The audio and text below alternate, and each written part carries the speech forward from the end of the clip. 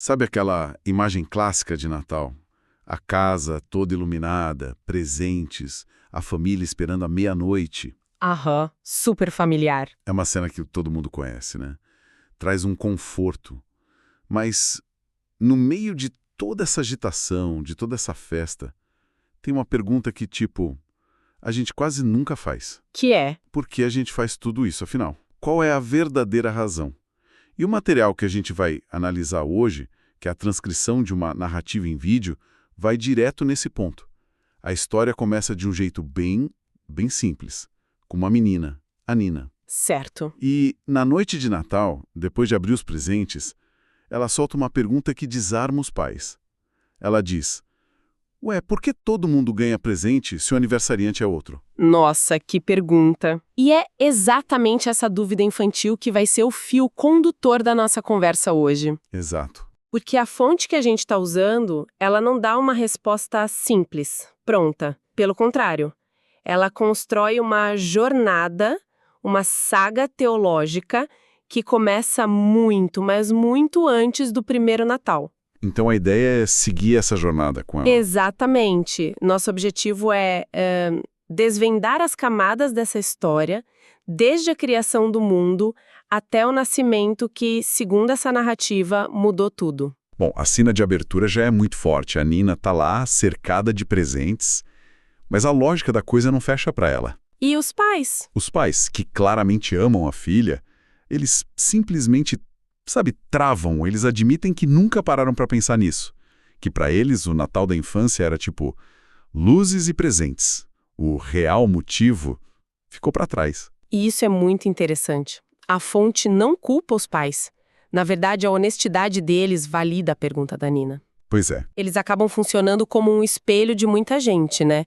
Mostrando que é comum ter perdido essa conexão. A dúvida da criança vira o ponto de partida de tudo. É o motor da história. E é aí que a coisa fica fantástica. A Nina vai dormir e no sonho ela recebe a visita de duas figuras. Que não são pessoas, né? Não, são personificações de ideias, a história e a sabedoria. É um recurso bem clássico, usar alegorias para guiar a protagonista. E a escolha desses nomes é muito simbólica. A narrativa está dizendo que, para entender o Natal, não adianta só ter os fatos, o contexto. Que seria a história. Exato. Você precisa também do entendimento, da capacidade de conectar os pontos e ver o significado mais profundo. O papel da sabedoria. Isso.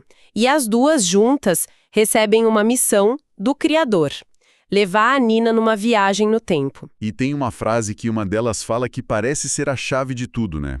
Ela diz: o Criador sempre escolhe os menores para revelar as grandes verdades. E com isso a viagem começa. E nos leva para o começo de tudo.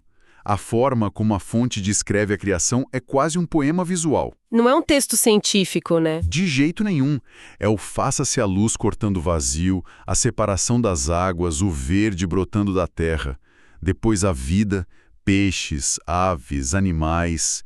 É a construção de um cenário perfeito. Um paraíso. Exatamente.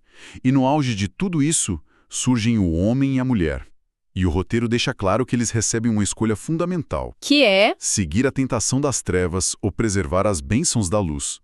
O conflito é apresentado ali, na hora. E aqui a gente entra no famoso fruto proibido. A fonte dramatiza bem essa cena.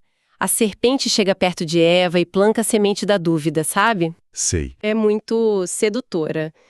Se ela comer o fruto, ela vai se tornar como Deus, inteligente e poderosa. E ela cede? Ela cede, come e oferece ao marido. E ele come também.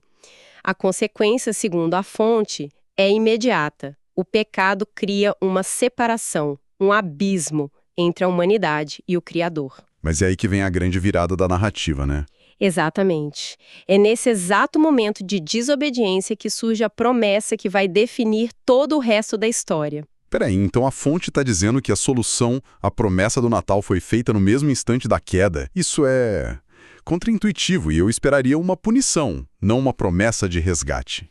Pois é, e é isso que, narrativamente, é genial nessa fonte. A solução para o problema é prometida no instante em que o problema é criado. Não é um ops, deu errado, vamos pensar num plano B. Entendi. É um plano único. Exato. A queda e a redenção são tipo duas faces da mesma moeda. A consequência é a separação, mas a promessa de um Salvador que virá para restaurar o que foi perdido se torna a esperança que move toda a história a partir daí. Ok, então essa promessa gigantesca é feita no início dos tempos.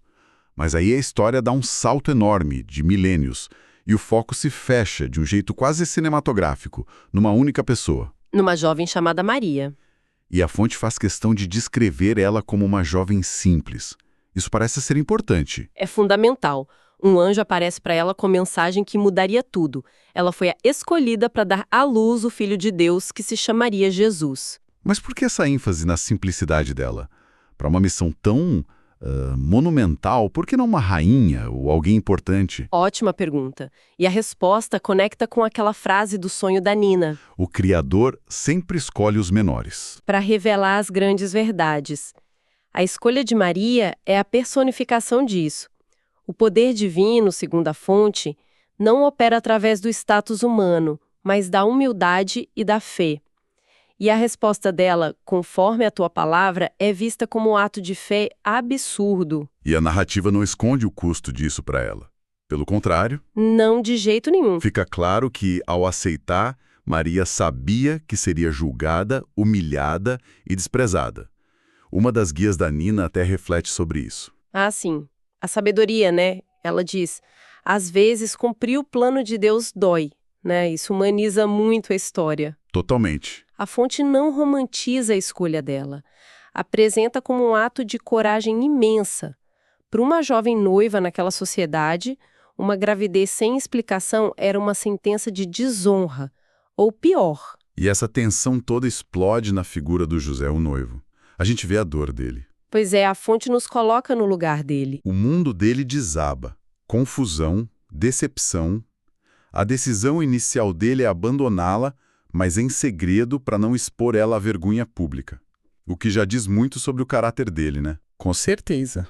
Vamos parar para pensar na situação dele. Um homem bom, justo. E a noiva parece grávida com uma explicação divina. É uma situação impossível. A dúvida dele torna a aceitação final muito mais poderosa. E como a história resolve esse impasse? Com outra intervenção divina. Um elemento recorrente. Um anjo aparece em um sonho para o José. A mensagem é direta. A criança em Maria foi gerada pelo Espírito Santo. E ele não deveria ter medo. Exato. E que ele deveria assumir seu papel, dar o nome de Jesus ao menino, porque ele salvará todo o povo de seus pecados. Essa revelação transforma a dúvida dele em propósito. Ele entende que também faz parte da missão. E depois de toda essa tensão, a gente finalmente chega ao momento que a Nina esperava.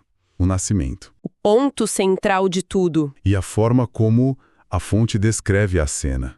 É surpreendente. Pela simplicidade, né? Eles chegam na cidade, não tem lugar em nenhuma hospedaria. Nenhum lugar. E o parto acontece num estábulo, um lugar para animais.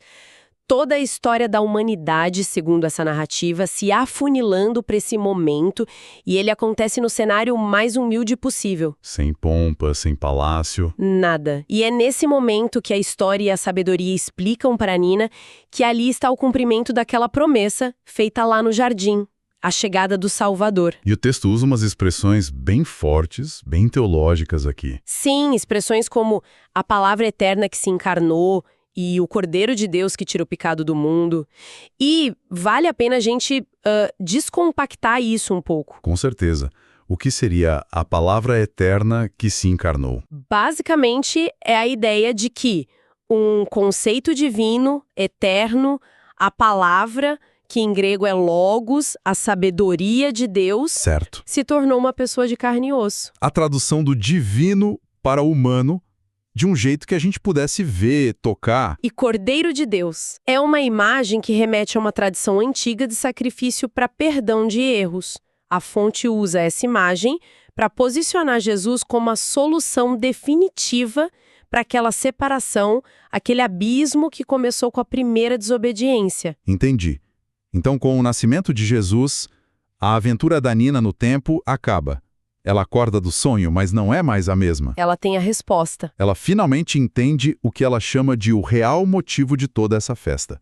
E a primeira coisa que ela decide fazer é contar tudo o que aprendeu, começando pelos pais. E a narrativa termina com uma reflexão sobre o significado disso tudo. A pergunta da Nina, que parecia só curiosidade infantil, é reinterpretada como algo bem mais profundo. Como que? Como um clamor desesperado de uma alma perdida em trevas. Uma busca por sentido que, na visão do texto, é universal. Ou seja, a busca da Nina era a busca de todo mundo. Exatamente. E por isso, a conclusão do material é que a revelação dessa verdade não tem como objetivo final só a informação, o conhecimento. Mas sim. O propósito, segundo a fonte, é iniciar um relacionamento, uma comunhão com o Criador. O roteiro até afirma que quem se encontra com a luz não consegue mais escondê-la. E tem outra frase forte no final, que Deus não busca espectadores, mas testemunhas. Qual a diferença? Um espectador assiste, admira, talvez se emocione, mas vai para casa e a vida continua a mesma. Certo. Uma testemunha é alguém que viveu algo tão transformador que se sente compelido a contar, a compartilhar. A vida dela foi alterada por aquilo. A fonte argumenta que o objetivo da história do Natal não é criar admiração, mas uma transformação que se espalha. E a Nina se torna a primeira testemunha dessa nova compreensão. Exato. E isso nos deixa com uma provocação final, que vem da mensagem central dessa fonte. A narrativa toda sugere que receber uma verdade profunda implica uma responsabilidade. Uma mudança. Uma mudança. Se o conhecimento não é um fim em si mesmo, mas um ponto de partida para um relacionamento, para o compartilhamento, a pergunta que fica no ar é: o que acontece no dia seguinte à descoberta? Como uma verdade que nos transforma por dentro se manifesta